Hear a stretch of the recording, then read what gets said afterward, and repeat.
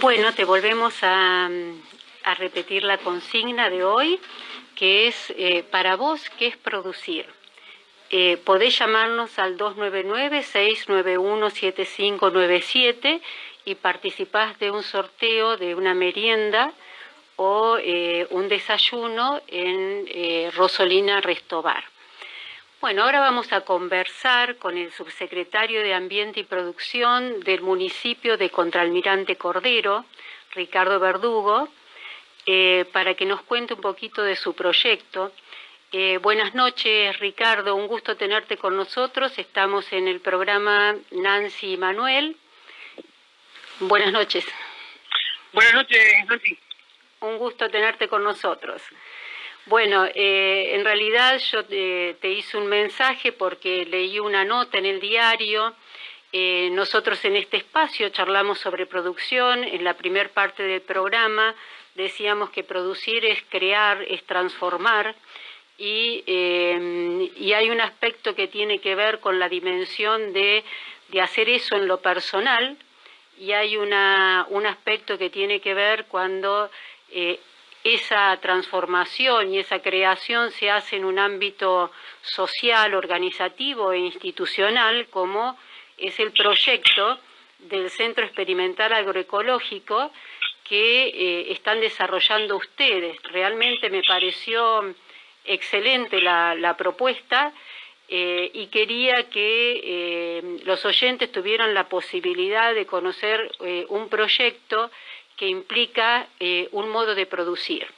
Y por otro lado, nos gustaría que nos cuentes también un poco tu experiencia como productor agroecológico. Bueno, ¿qué tal? Un gusto para mí también. Te cuento primero del Centro Experimental Agroecológico. Cordero en el 2022 sanciona la ordenanza de promoción de la agroecología y bueno, luego en la llegada del gobierno del intendente Horacio Zúñiga se crea la Dirección de Producción primero y ahora es Subsecretaría de Producción, Secretaría de Producción y Medio Ambiente, y yo soy subsecretario de Producción.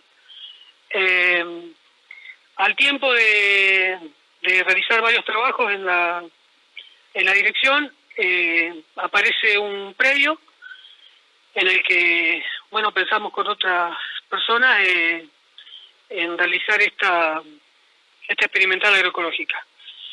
Esto se piensa para permitir que productores que trabajan de manera convencional puedan realizar lo que nosotros llamamos una transición hacia la agroecología, o sea, que dejen de usar insumos de síntesis química, agrotóxicos, y comenzar a usar bioinsumos, semillas criollas y bueno, otras cuestiones.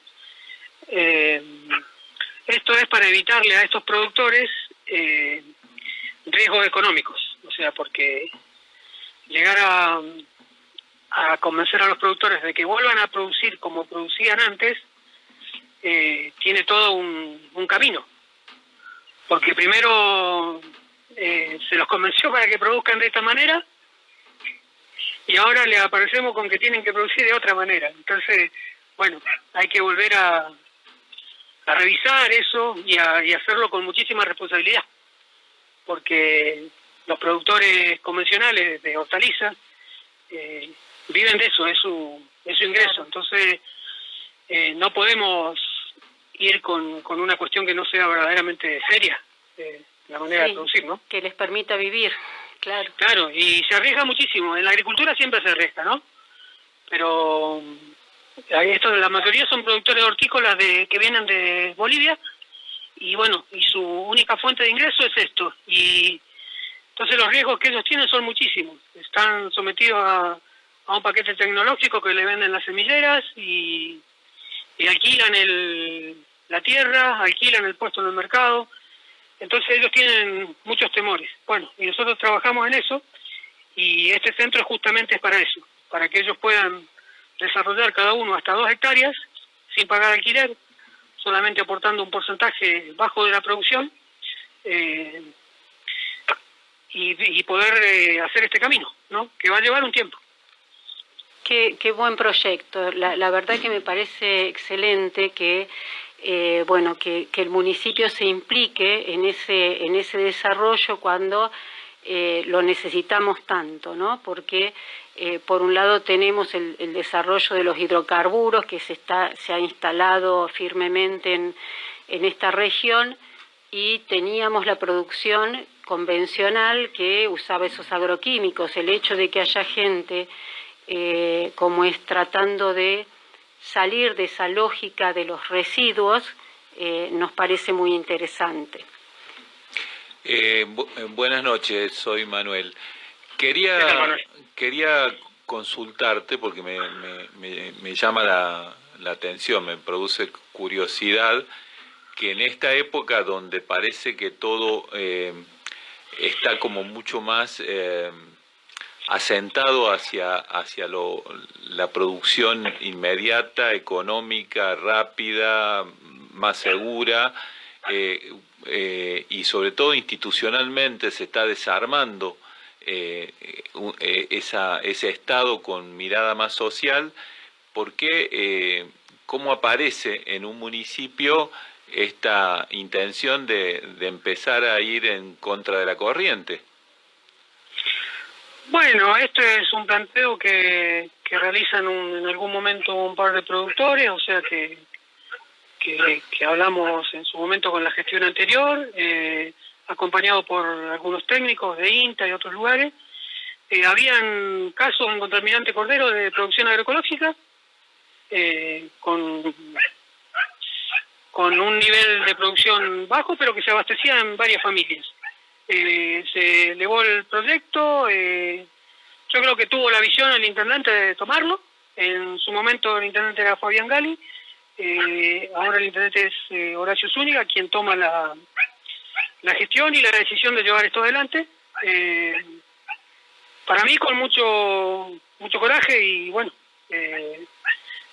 con responsabilidad también, porque hablamos todo el tiempo de hacerlo esto bien, porque esto no se puede hacer para que salga mal. Estamos dando pasos a veces lentos, pero para que esto salga bien. Y tal vez no sea tan... Sí, puede verse contra la corriente, pero la mayoría de las personas, por lo menos que yo veo alrededor, cada vez toman más conciencia de consumir alimentos sanos. Y también me cruzo con productores. Recién vuelvo yo del CEA, del Centro Experimental. Estuvimos ahí esta tarde con 5 productores que están trabajando ahí. Y bueno, justo antes de venirnos tuvimos una charla en este sentido, hablando del daño de agrotóxicos, de la dependencia de semillas, de la dependencia de insumos. Y bueno, las personas lo van comprendiendo, se va aprendiendo esa chispa. O sea, va creciendo la conciencia social de la necesidad de cambiar el rumbo tanto en lo productivo como en los alimentos, ¿no? Es que cuando uno camina el territorio y charla con ellos y los empieza a hacer recordar cuestiones, ellos mismos se dan cuenta que tuvieron un vecino que un día hizo una aplicación y salió mal y se enfermó o hasta falleció. Ellos van tomando conciencia. Yo hace muchos años realizo servicio de labranza en la zona, ahora no porque estoy en este cargo, pero a mí me pasó que, por ejemplo, yo estaba un día haciendo labranza sobre 1 hectárea en la que se había hecho repollo, y cuando yo estoy haciendo la labranza siento el olor al agrotóxico que se había enterrado hacía 4 o 5 meses. Y bueno, yo ese día me digo que no puedo estar más trabajando en esto así, y bueno, fui que me puse más firme en desarrollar mi emprendimiento. Qué bueno. Esos productores que están en el marco del Centro Experimental Agroecológico, hoy ya están produciendo, ¿verdad? Estamos arrancando, en este momento justo estamos arrancando. Hoy venimos de terminar labranza, se está sembrando, acomodando canales. Sí están produciendo ellos de manera convencional. Acá comienza, algunos ya han hecho producción agroecológica, porque hace unos años lo hemos convencido, bueno, probá haciendo 2 bordos, 4, algunos ya han hecho y la mayoría recuerda que en Bolivia no lo hacían como se hace acá, o sea, lo convencional lo aprendieron a hacer acá. Claro. Ellos allá producían de manera natural. Claro. O sea, hubiese sido bueno que siguieran haciendo lo mismo. Bueno. Y claro, pero acá se impone otra cosa. Eso es lo que pasa. Acá ellos, para llegar al valle, primero hacen un largo camino. El productor no viene derecho de Bolivia al valle. Pasa por producción en Mendoza, por producción en La Plata, y bueno, ahí aprenden esos formatos. ¿Y cómo es la coexistencia entre ambos en el mismo territorio? ¿No hay, digamos, contaminación de un sistema hacia el otro? La deriva puede existir, más vale, pero lo que nosotros estamos tratando es de ir de una manera paulatina. O sea, sabemos que de golpe no... Yo por ahí soy un poco contrario a los purismos, a querer exigir todo de una, porque creo que no se puede en este momento. O sea, es un el proceso. vecino es un proceso. O sea, no puedo pretender ni imponerle al vecino que no aplique hoy, porque es una cosa incluso que no depende solamente de un municipio. Está SENASA de por medio, o sea, no son cosas tan simples. Claro.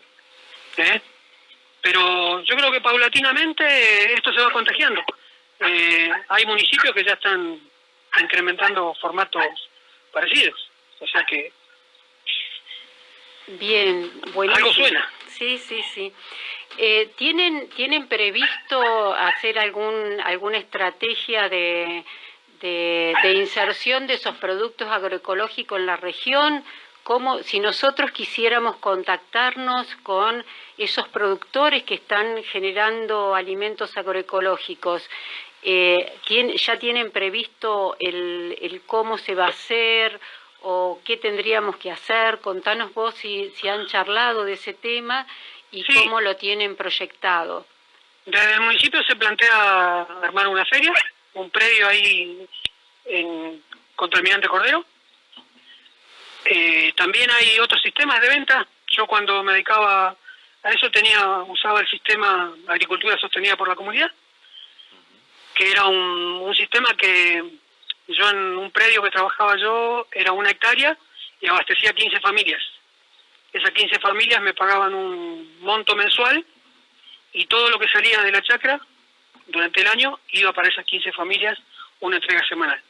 Ese es un sistema que lo adoptan varios productores agroecológicos. Bueno, y después lo que te decía antes, tenemos pensado desarrollar una feria en el pueblo, porque no creo que tengamos tantas cantidades en principio como para empezar a hablar de otra cosa. Y de todas maneras, fíjate que cambiar el sistema de producción ya implica recuperar sentido de comunidad. O sea, el otro es como una mirada mucho más individual, ¿no? O sea, lo produzco, veo qué precio le saco, en cambio esto requiere de un soporte comunitario.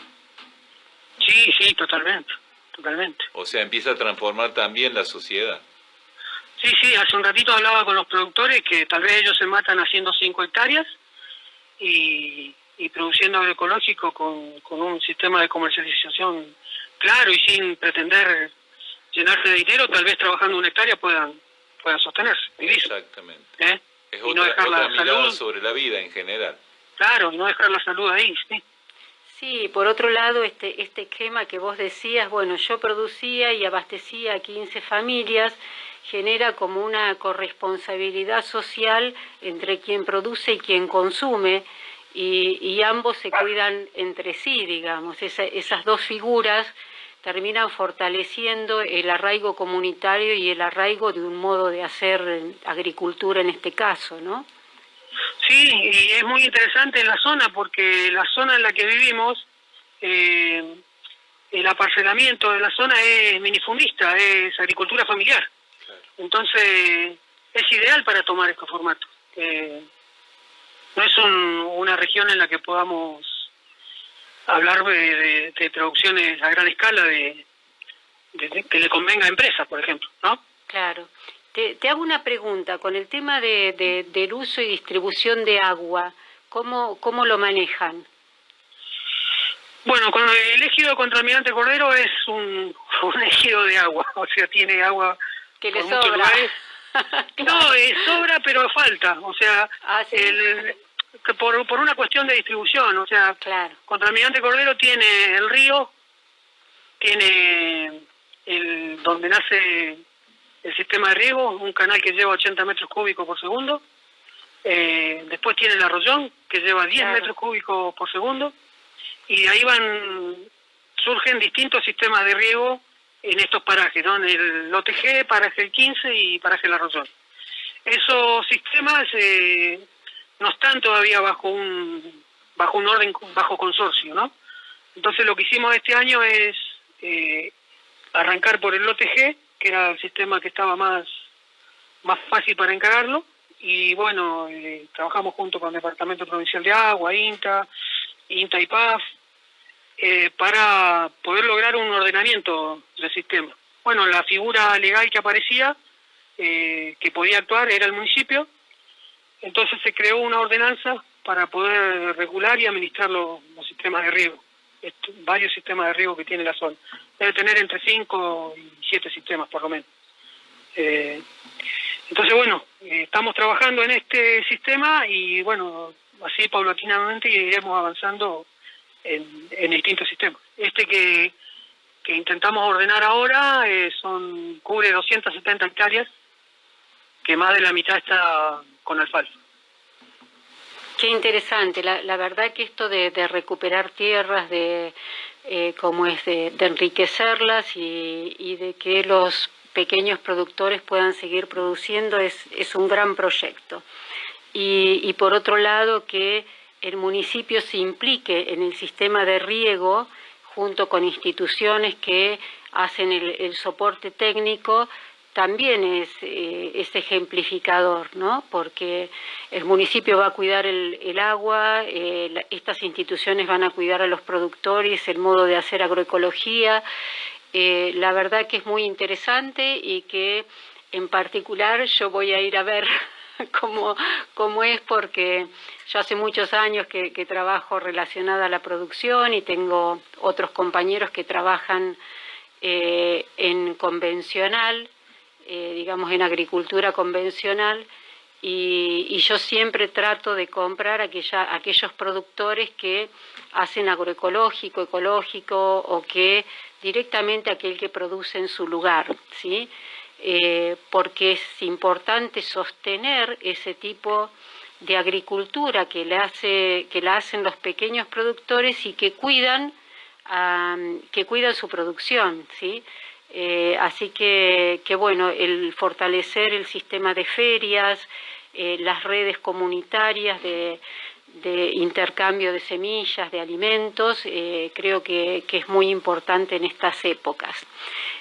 Así que bueno, no sé, Manuel, si vos querés consultarle algo más. No, solo felicitarlo. Me parece que también es una muestra interesante de que el Estado sigue siendo necesario cuando tiene criterios de comunidad, ¿no? Cuando la comunidad necesita reorganizarse, el Estado debe estar, y en esta época está bueno resaltarlo también, ¿no? Bueno, Ricardo, te agradecemos muchísimo tu aporte, tu trabajo, y cómo es y que seas parte de ese lindo proyecto que vamos a ir a visitar. Bueno, yo les agradezco. Sí, antes les cuento y les aclaro que para que nosotros podamos desarrollar este trabajo hay una persona que tomó una decisión política. Exacto. Para hacerlo y que lo está bancando, cuesta muchísimo. Yo no he trabajado en el Estado, yo soy un agricultor que ahora fue a trabajar en el Estado y bueno, de ahí adentro veo que lo que cuesta llevar adelante estas cuestiones, bueno, y quiero destacar la decisión que ha tomado el intendente Almirante Cordero y agradecer también que permita hacerlo, ¿no? Sí, claramente una decisión que tiene que ser firme y valiente, ¿no? Porque seguramente, como decía, es a contracorriente de los tiempos. Claro, sí. Pero bueno, muchísimas gracias. Ahí vamos. Muchas gracias, Ricardo. Seguiremos en contacto. Hasta luego. Hasta luego. Bueno, continuamos. La verdad que fue muy interesante la charla con Ricardo. Yo lo que quería comentarles, el otro día estaba leyendo un artículo que me llamó la atención y que se puede asociar a lo que es la producción y la agroecología, la ecología. Y este artículo que lo escribía, en realidad la reflexión la hacía una persona que tiene un grupo que se llama Ecocolmena, de ahí lo leí, y ponía en tensión un artículo de un catedrático que hablaba sobre las especies claves. O sea, las especies claves son aquellas que tienen un impacto positivo o negativo en el ecosistema, y hablaba de especies hiperclaves. Y la especie hiperclave es el ser humano, ¿sí? Entonces, hay una... hablaba sobre las abejas, hablaba sobre los corales, sobre algunos animales acuáticos, los manglares, como esos reservorios que son tan importantes para sostener la vida en el planeta, a través de el efecto que generan en el sustento de diferentes medios ambientes, ¿no? Y que se consideraba una especie hiperclave al ser humano porque el hombre, puede generar efectos de equilibrio o de desequilibrio. Y en general los ecologistas hablan de que los equilibrios son dinámicos y que siempre el desequilibrio tiende al equilibrio. Y yo no sé si están así. O sea, yo me cuestionaba si realmente esos desequilibrios o la velocidad con la que se reequilibra, si realmente es útil para sostener la vida, ¿sí? Porque hay un montón de efectos antrópicos que se producen por este sistema en el que vivimos, que no siempre el medio ambiente o esas interacciones ambientales, ecológicas, se restablecen pronto, ¿no? Sí, a ver, yo creo que depende de la escala en que la mires. Si la mirás desde el punto de vista de la escala humana, posiblemente no. Posiblemente los desequilibrios sean demasiado profundos o demasiado difíciles de reequilibrar para la vida humana. Ahora, creo que los ecologistas, cuando te dicen que sí o sí va a volver al equilibrio, no contemplan la posibilidad de que el ser humano ya no esté. Claro. ¿No? O sea, a ver, los procesos naturales claramente son cíclicos y necesariamente a un ciclo de desequilibrio le sigue un ciclo de reequilibrio. El tema es quién queda en el camino, ¿no? En algún momento quedaron en el camino los dinosaurios. Ahora, la Tierra se volvió a reequilibrar. Sí. Ahora, este ser humano que depreda, o sea, tenemos el ser humano que crea y tenemos el ser humano que depreda, ¿sí? Yo creo que si lo mirás como especie, estamos hablando de una especie que todavía no se constituyó en ser humano, y eso hace que deprede incluso a costa de sí misma, o sea, poniéndose en peligro como especie.